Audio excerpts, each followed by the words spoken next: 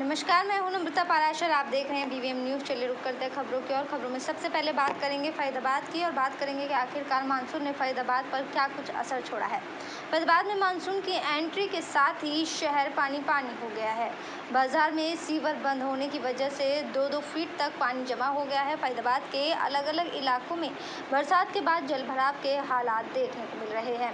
Monsoon की पहली झमाझम बारिश ने फरीदाबाद शहर का बुरा हाल कर दिया है। लोगों को गंदे पानी के बीच से ही निकलना पड़ रहा है। विभाग के नालों की सफाई न होने के कारण जलभराव की स्थिति बनी हुई है। कई इलाकों में सीवर के पानी के तेज बहाव से निकलकर दूर चले गए। पानी भरने से वाहनों का जमघट लग गया और इंडस्ट्रियल एरिया की ऐसी बुरी हालत हो गई है कि नगर निगम के दावों की पोल खुल गई है। बरसाती पानी की निकासी के लिए शहर में कोई उचित व्यवस्था नहीं देखने को मिली। शहर के बारिश का पानी भरने की वजह से शहरवासियों ने नगर निगम के सभी अफसरों को खूब कोसा, लेकिन अधिकारी बाबू अपने में ही मस्त नजर आए।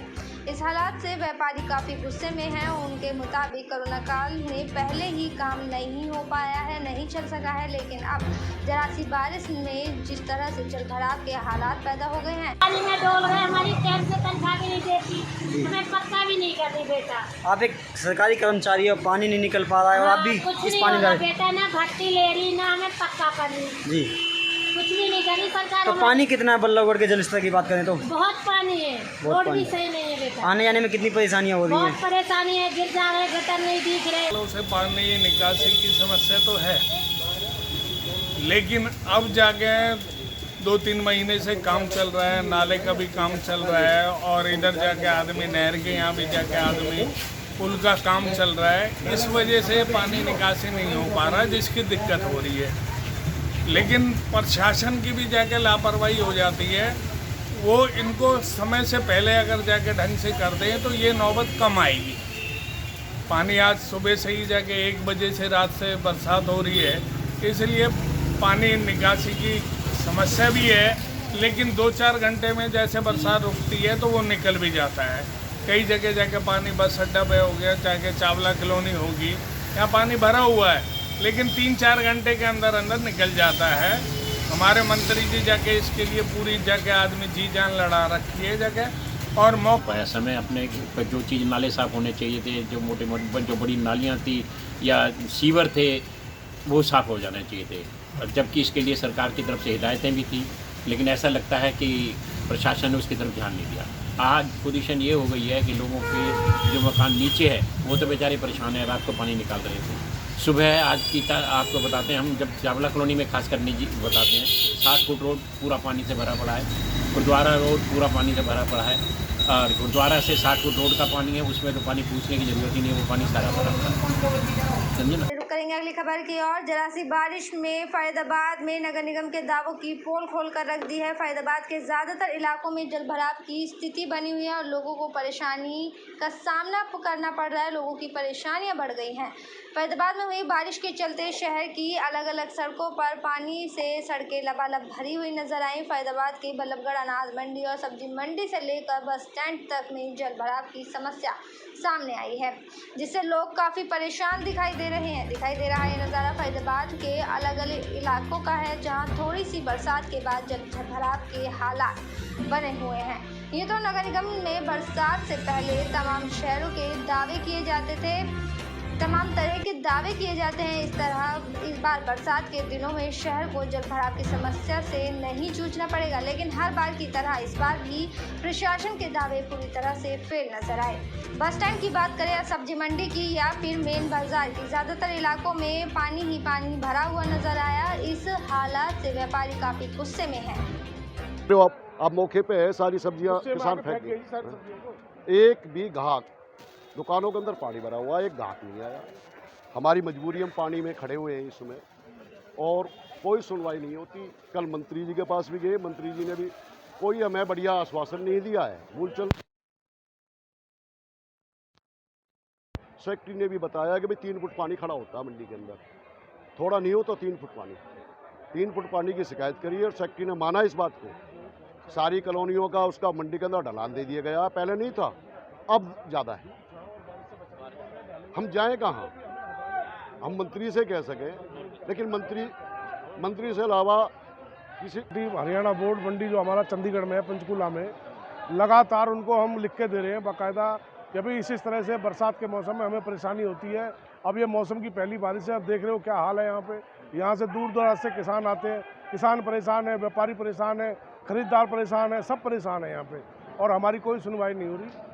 कितनी बार हमने इनको कंप्लेंट कर चुके, कितनी बार कह चुके, सरकार हमारी तरफ कोई ध्यान नहीं दे रही। हर साल इसी तरीके से पानी भरता है, हर साल इसी तरीके से भरता है, लेकिन अब अति हो गई है। अगर अब भी हमारी सुनवाई नहीं हुई तो हम मंडी को परमानेंट के लिए बंद कर देंगे। 2 दिन, 4 दिन, 5 दिन, हफ्ता, 10 दिन जो भी लगेगा हम इसे बंद कर देंगे, क्योंकि हमारे बस की नहीं है बीमार होना, या व्यापारियों को बीमार करना, या किसानों को बीमार करना। ये बीमारी फैल रही है जी सारी यहाँ पे। इधर तो कोरोना की महामारी चल रही है, दूसरा ऊपर से बीमारी पानी की वजह से हो रही है।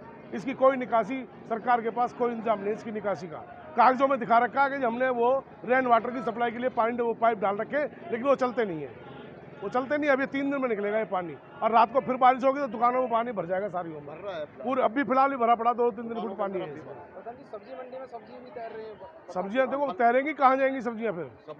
चलिए रुकेंगे अगली खबर की ओर। फैजाबाद में कोविड-19 को लेकर मामलों में लगातार गिरावट नजर आ रही है। आलम ये है कि बीते दिन जिले में कोरोना का एक भी मामला सामने नहीं आया है, जिसको लेकर फैजाबाद के सिविल सर्जन ने खुशी जाहिर की और कहा कि हमें इस मुहिम को कमज़ोर नहीं पड़ने देना है और पहले की तरह वैक्सीनेशन पर ध्यान देना है।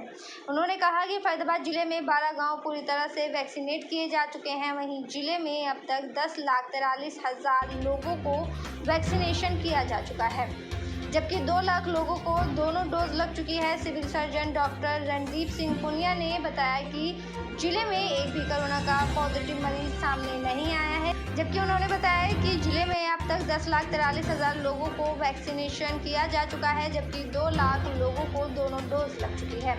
उन्होंने माना कि दूसरी लहर के बाद लोगों में जागरूकता आई है और आज स्थिति ये है कि जिले के 12 गाँव पूरी तरह से वैक्सीनेट किए जा चुके हैं। वहीं अन्य गांव के युवकों की नई टीम बनाई गई है, जो घर घर जाकर लोगों को वैक्सीनेशन के लिए जागरूक करके उन्हें बाहर ला रहे हैं। वैक्सीनेशन करवाया है?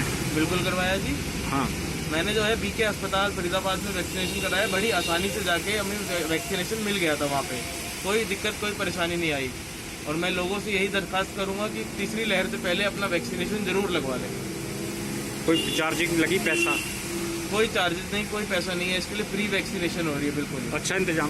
ये लोगों की बारिश के बावजूद भीड़ लगी हुई है, कौन लोग हैं ये सब वैक्सीनेशन के लिए आए हुए हैं। वैक्सीनेशन के पहले हम रैपिड टेस्ट करते हैं इनका अर्जेंट में, और उसमें कई पॉजिटिव भी पकड़े थे हमने स्टार्टिंग में, और इससे बड़ा फ़ायदा हुआ है। लोग भी जागरूक हैं और लोग अपने आप यहाँ पहले टेस्ट कराते हैं, उसके बाद वैक्सीनेशन में जाते हैं। खबरों में बात करेंगे अब पलवल की और बताएंगे कि बारिश से आखिरकार पलवल का क्या हाल है। पलवल जिले में बीती देर रात से हो रही बारिश ने पूरे शहर में पानी कर दिया है। कई हिस्सों में तो इतना जल भराव हो गया है कि लोगों का घरों से निकलना व सरकारी अधिकारियों का अपने कार्यालय तक जाना मुश्किल हो गया है।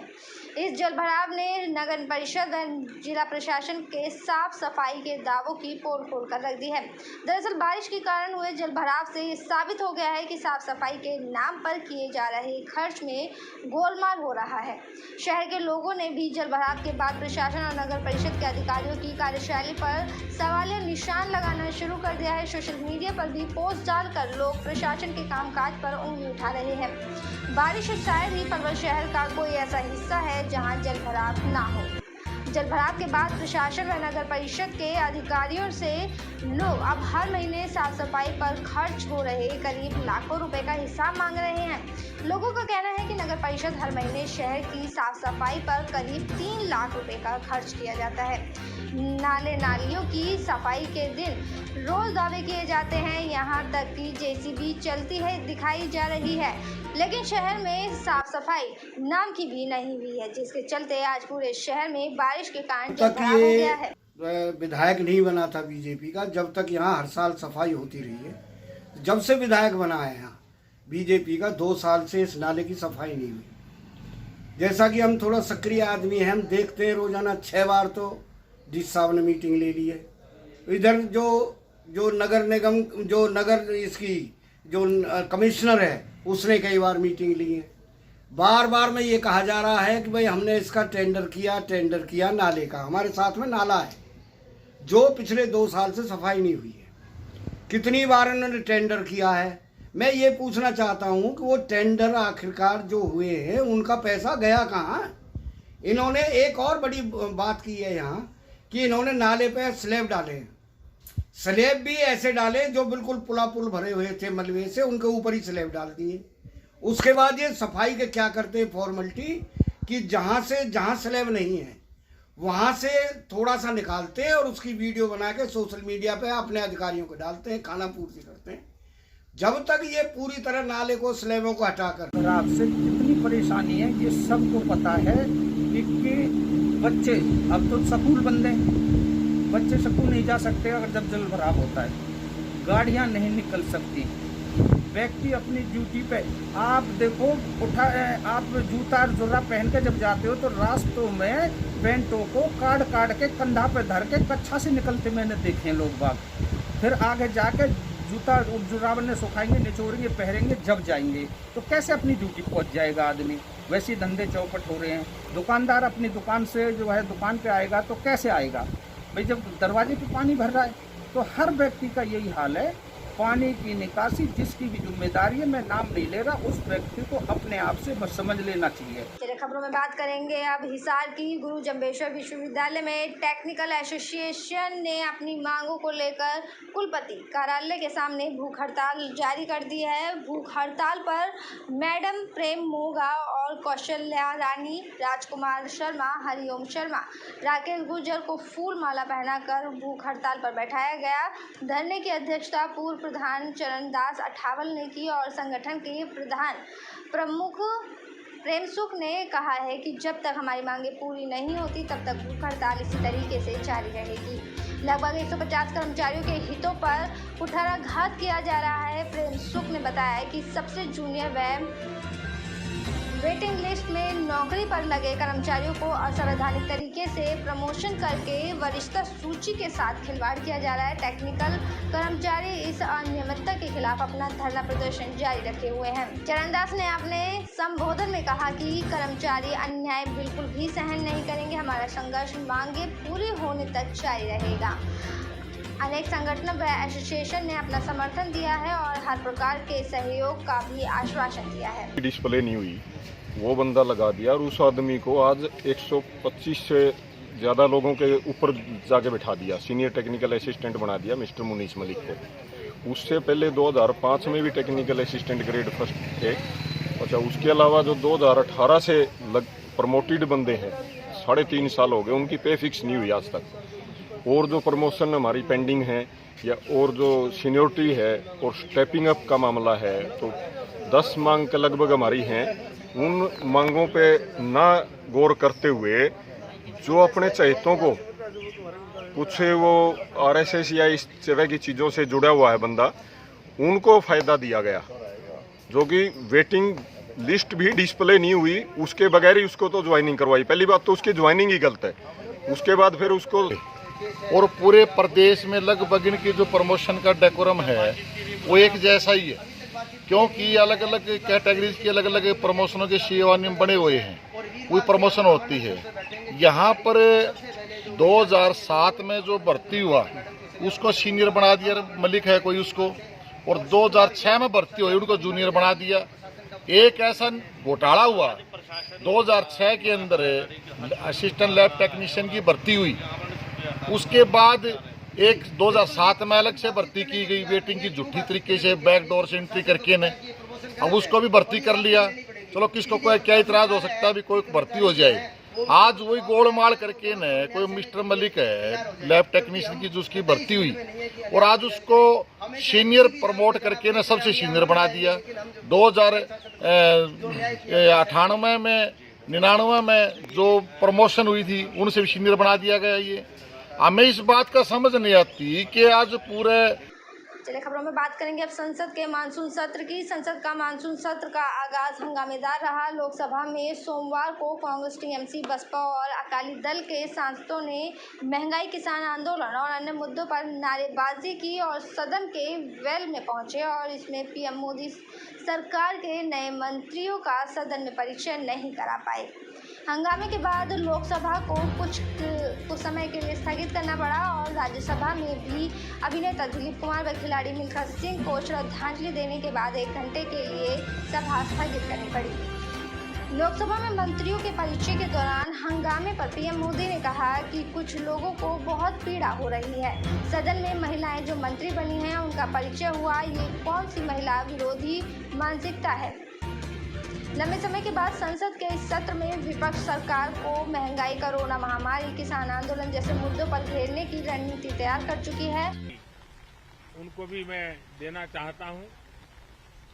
तो हम सदन में भी चर्चा चाहते हैं और सदन के बाहर भी सभी फ्लोर लीडर से, क्योंकि लगातार मैं मुख्यमंत्रियों से मिल रहा हूं, अलग अलग फोरम में सब प्रकार की चर्चा हो रही है, तो फ्लोर लीडर से भी मैं चाहता हूं कि सदन चल रहा है तो एक सुविधाजनक होगा, तो रूबरू मिलकर के उसकी बात होगी। मैं सभी माननीय सांसदों से, सभी राजनीतिक दलों से आग्रह करूंगा कि वो तीखे से तीखे सवाल पूछें, धारदार सवाल पूछें, लेकिन शांत वातावरण में सरकार को जवाब का मौका भी दें, ताकि जनता जनार्दन के पास सत्य पहुंचाने से लोकतंत्र को भी ताकत मिलती है, जनता का भी विश्वास बढ़ता है और देश की गति भी तेज होती है। चलिए रुक करेंगे अगली खबर की ओर। तृणमूल कांग्रेस के कई सांसद पेट्रोल, डीजल और अन्य वस्तुओं की बढ़ती कीमतों के विरोध में संसद तक साइकिल से गए और पार्टी के लोकसभा व राज्यसभा सदस्य ने इस पर प्रदर्शन किया। पार्टी ने कहा है कि अखिल भारतीय तृणमूल कांग्रेस में मानसून सत्र के पहले दिन संसद के दोनों सदनों में विभिन्न नियमों के तहत कई नोटिस दिए गए। जिन मुद्दों पर नोटिस दिए गए उनमें डीजल, पेट्रोल, एलपीजी, तरल पेट्रोलियम गैस और अन्य वस्तुओं की कीमतों में बढ़ोतरी, नए कृषि कानून को निरस्त करने की मांग, आर्थिक विकास में गिरावट, संसद सदस्य स्थानीय क्षेत्र विकास योजना और इस तरीके की कई जो मुद्दे हैं उनको शामिल किया गया।